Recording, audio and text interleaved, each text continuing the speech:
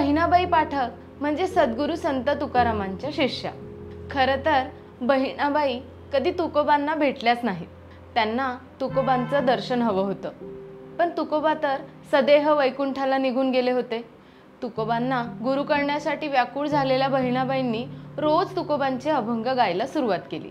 त्यांनी तुकोबांचा इतका ध्यास घेतला की तुकोबारायांनी स्वप्नात येऊन त्यांना गुरुपदेश दिला।